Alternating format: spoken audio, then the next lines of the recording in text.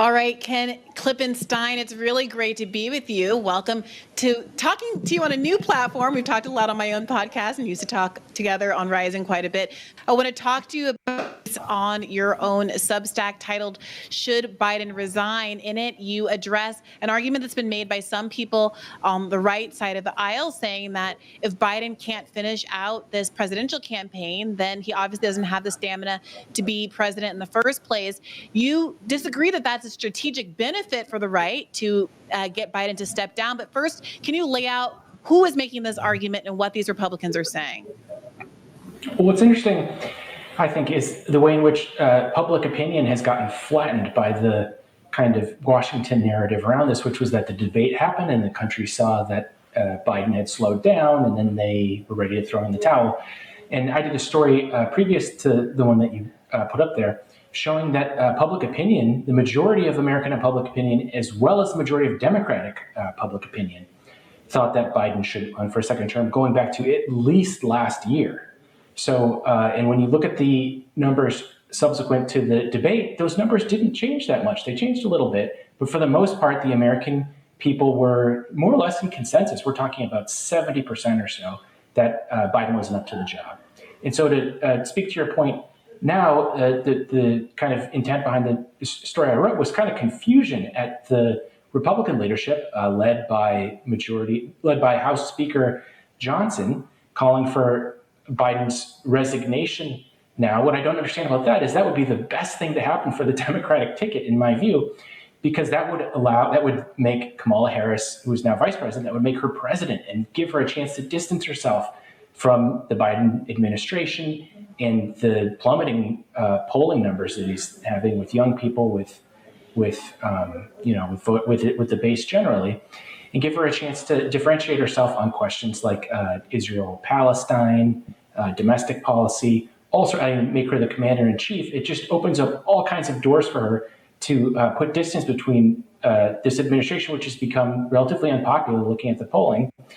And there are some signs that she views things differently than him. And in addition to that, there was reporting very early on in the administration that she was sidelined by Biden and not given the opportunity to do the sorts of things that historically vice presidents have done, which is play a very significant role in formulating foreign policy as a trusted advisor. You could look at examples like Dick Cheney and even Biden himself when he was vice president to former President Obama.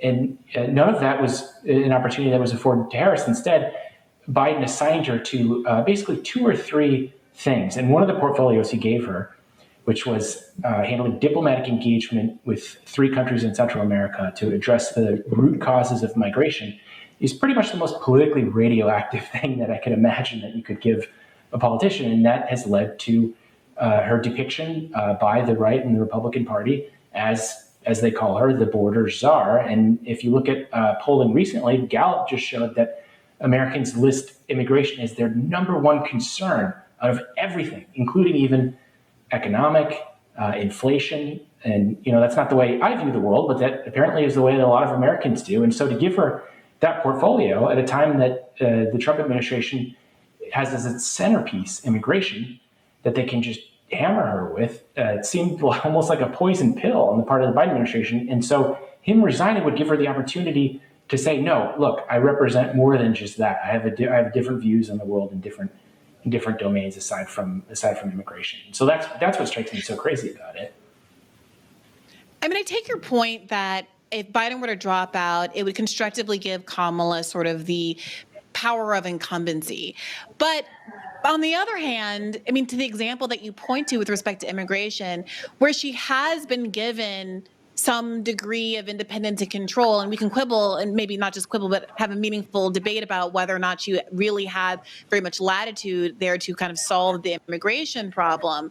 There is evidence that where she has had control, it hasn't gone very well. And, you heard in my remarks probably before we started this interview that I expressed some skepticism about how much she is going to be willing to distance herself from Biden's approach in Gaza, simply because the long 70-year history of American foreign relations with Israel has all run along a very narrow path. So might Republicans have a point that if if Kamala actually has to run the country for the next 6 months or so, she'll have opportunities to, one, prove that she isn't actually going to be to the left of Biden in a way that would disappoint the base further, and that she actually sort of is being advantaged by being able to play this middle ground, or two, that there could be some real crisis that, let's say, any president would struggle with, that could be used to further indict her.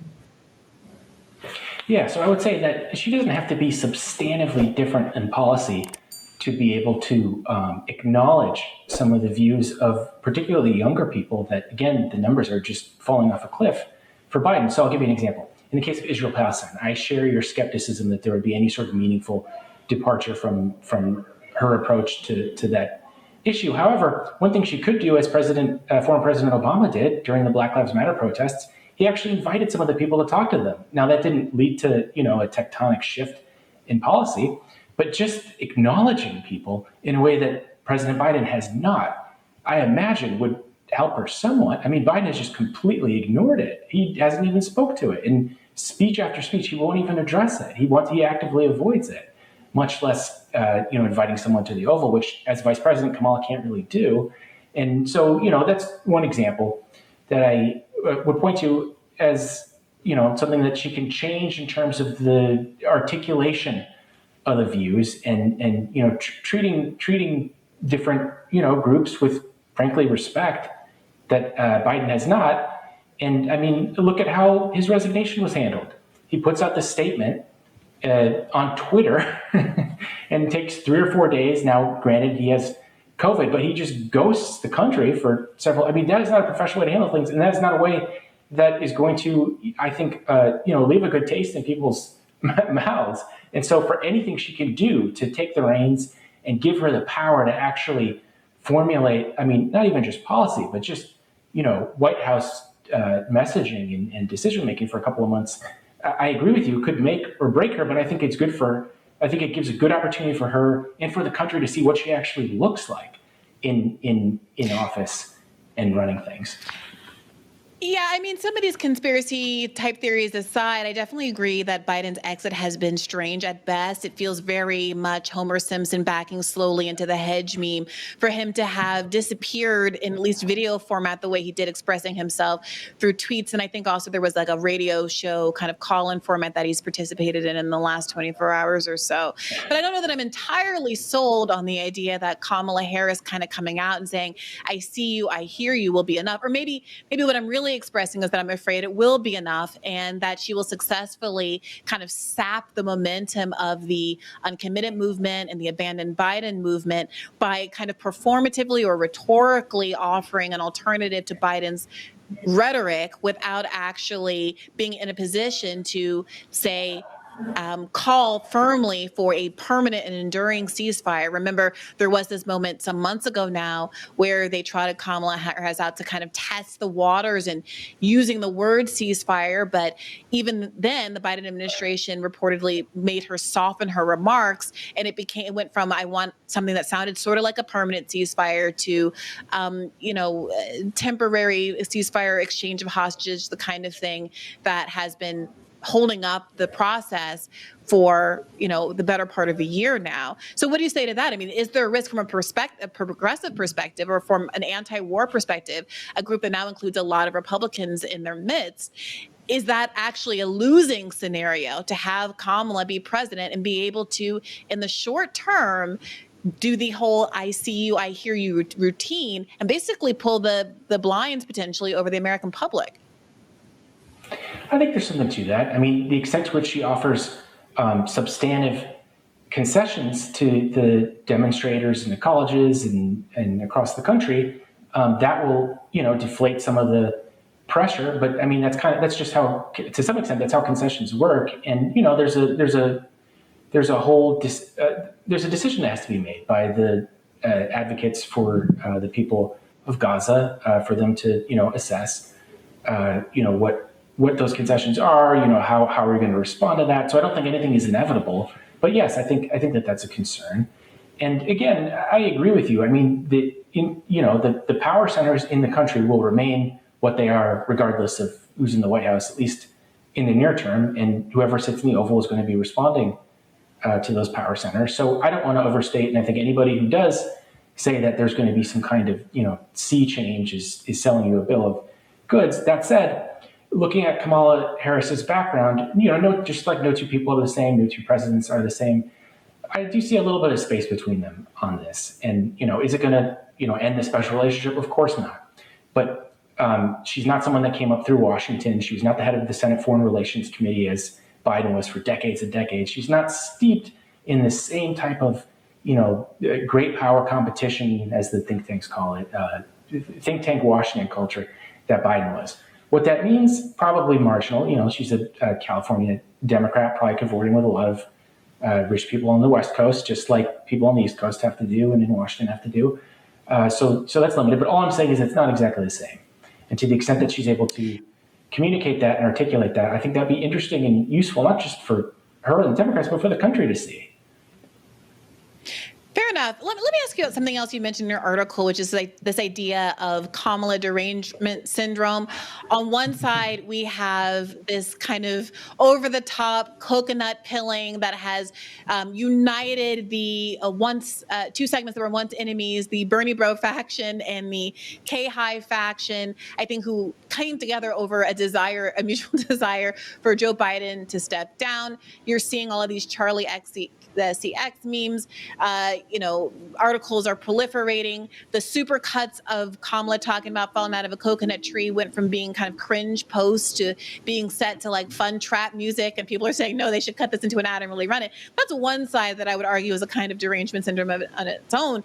But on the other side, you have Republicans that are seemingly going to new kind of rhetorical strategies to take swings at her. I'm someone who's been criticizing her since the beginning, literally, of my journalism career. I think the first piece I ever wrote for Current Affairs magazine was about how she was weaponizing identity politics to paper over her prosecutorial record.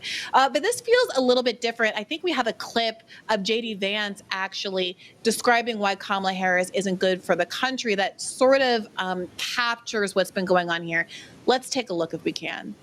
Saying is that we're effectively run in this country via the Democrats, via our corporate oligarchs, by a bunch of childless cat ladies who are miserable at their own lives and the choices that they've made, and so they want to make the rest of the country miserable too. And it's just a basic fact. You look at Kamala Harris, Pete Buttigieg, AOC, the entire future of the Democrats is controlled by people without children. And how does it make any sense that we've turned our country over to people who don't really have a direct stake in it?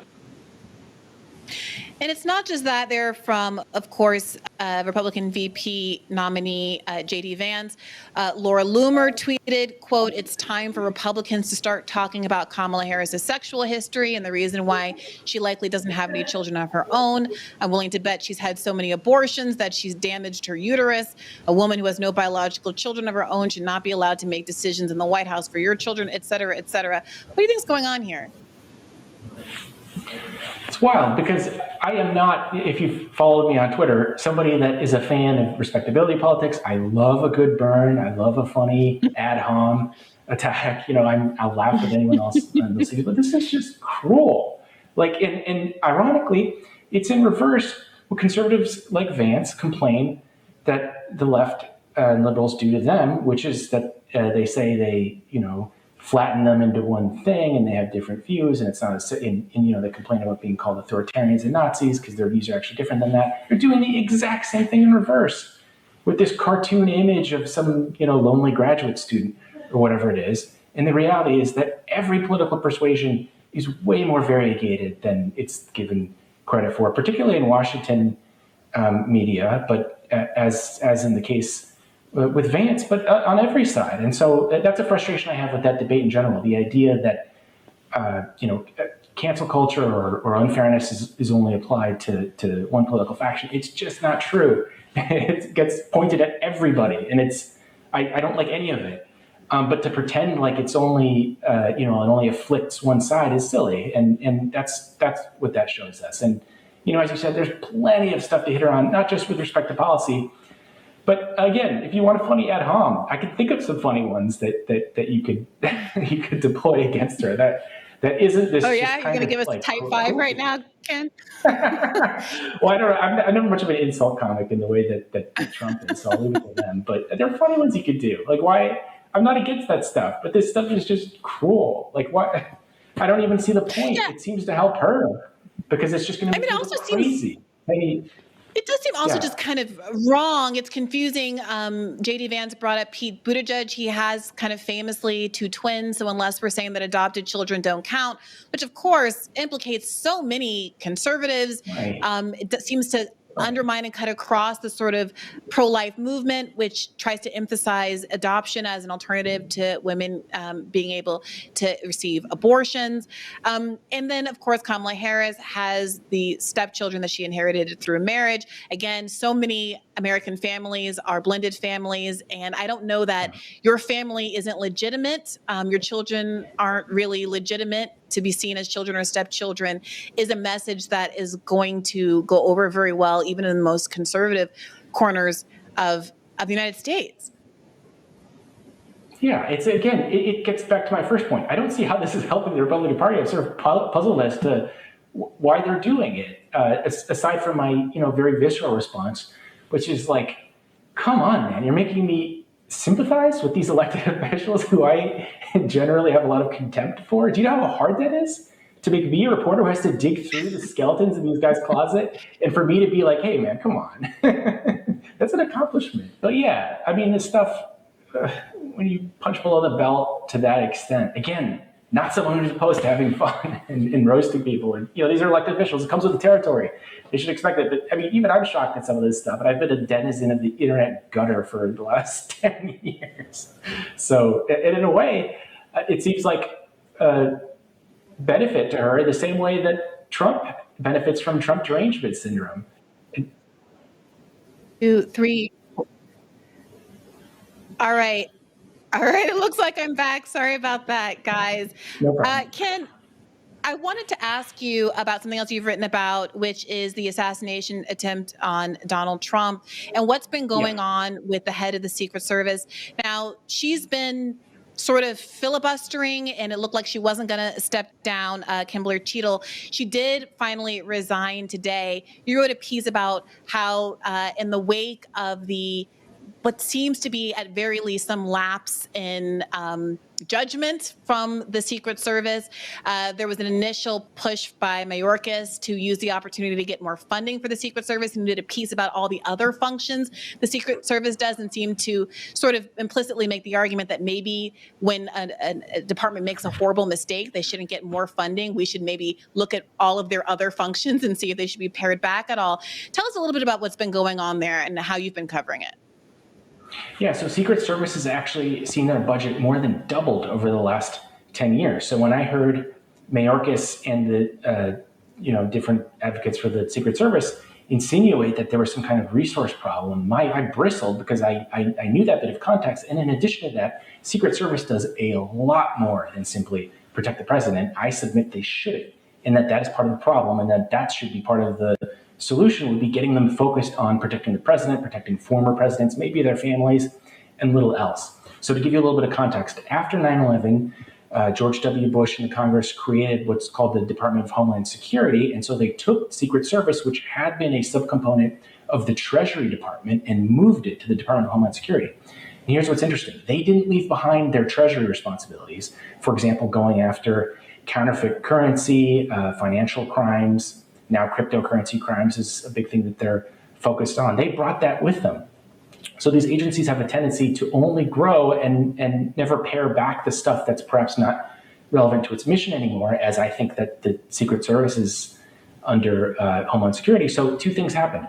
They kept those currency and financial crimes focus that they had. And in addition to that, they were assigned a bunch of new counterterrorism responsibilities and missions after being sent to the Department of Homeland Security. So all of that to say, they have had their mission diluted in a way that is just as important of a problem, and is also a resource problem in another sense, not the sense in which Homeland is asking. They're asking for more money across the board for the entire agency. But another approach to this would just be shoring them up to focus on what the popular imagination and what I think they should be doing, which is protecting the president, protecting important nominees, protecting maybe the president's family. And that's something that I haven't heard voiced anywhere in the major press, as far as I can tell. Okay, so interestingly, I mean, it felt like the tipping point might have been this kind of colloquy that happened in a congressional hearing where Ro Khanna asked a pretty pointed question about her sort of responsibilities here that may or may not have kind of paved the way to her deciding to step down after over a week of saying she wasn't going to. Do you have any insight into that decision? Was it expected after having held out for so long? And do you have any sense whether some really tough questioning, not by Democrats, not just Ro Khanna, but actually AOC, who I've given some flack to over the course of this episode, asked a really pointed question about why it was that a sniper that was trained on the shooter had less of a range than the shooter's own gun was able to go, basically questioning the kind of capacity or rather the frankly integrity of the unit that was poised to protect Trump in the first place. It was an extraordinary hearing for a number of reasons, chief among them the fact that the majority leader and the minority, what's called the ranking member, Jamie Raskin, very liberal Democrat, both ended up calling on her to resign. It was the rare moment where a party held its own to account, and it's something you see I watch these hearings all the time. I can't think of the last time I've seen something like this. And they gave her a chance. Several Democrats, and I think one Republican as well, said that they hadn't called on her to resign before the hearing because they wanted to give her a chance to, tell her side of the story. They ended up having to subpoena her to even get her to show up. But so over the course of this hearing, which went on for like 2 or 3 hours, she stonewalled on virtually every question. And it was just the, perfect embodiment of the problem with the national security community, the national security state, which is their over-reliance on secrecy. Now, of course, the nuclear code should be out there. Of course, certain things should be classified to protect what's called sources and methods. That makes sense. But they abuse that to such an extent that, when I'm filing a FOIA request, the Freedom of Information Act request, or even when powerful people in Congress that have oversight responsibilities, as the Oversight Committee has, are asking her basic questions like, how many personnel were working at the time? What time did this happen? When did they notice this? And she's saying, for security reasons, I can't disclose that. For security reasons, I have to talk about it. And they got so frustrated that at one point a Democrat even just sighs and goes, you're not making it easy on us. So this was extraordinary because it was their own party lost their patience with somebody from their party's White House and conveyed that frustration and said at multiple points, and there was a Democrat from Florida, I forget his name, who said, look, I don't know who coached you on how to answer these questions, but just, this whole stonewalling strategy is not going well for you. Your best chance now is to try to come clean to the extent that you can and explain what happened. And she just didn't. And maybe that provides the Secret Service director insulation in a legal sense, but it certainly didn't in the court of public opinion, where it just looked like she was your standard, national security high-level official refusing, thinking that they're above the public and the public doesn't deserve to know because they need to hide behind secrecy. Yeah, it's an incredible moment. I mean, I guess one time when bipartisanship is something they can get behind so often, centrist establishment members of both parties kind of hide behind the veneer of bipartisanship when they're trying to smuggle through something that's really detestable to the American public, usually an expansion of the security state, for instance. And in this instance, it does seem to have at least yielded some accountability for it's hard to see it as anything other than malfeasance of what happened the other weekend with former President Donald Trump. Ken Klippenstein, thank you so much for joining me in conversation today. Good to talk to you. Thanks for having me. Thanks for watching this clip from System Update, our live show that airs every Monday through Friday at 7 p.m. Eastern exclusively on Rumble. You can catch the full nightly shows live or view the backlog of episodes for free on our Rumble page. You can also find full episodes the morning after they air across all major podcasting platforms, including Spotify and Apple. All the information you need is linked below. We hope to see you there.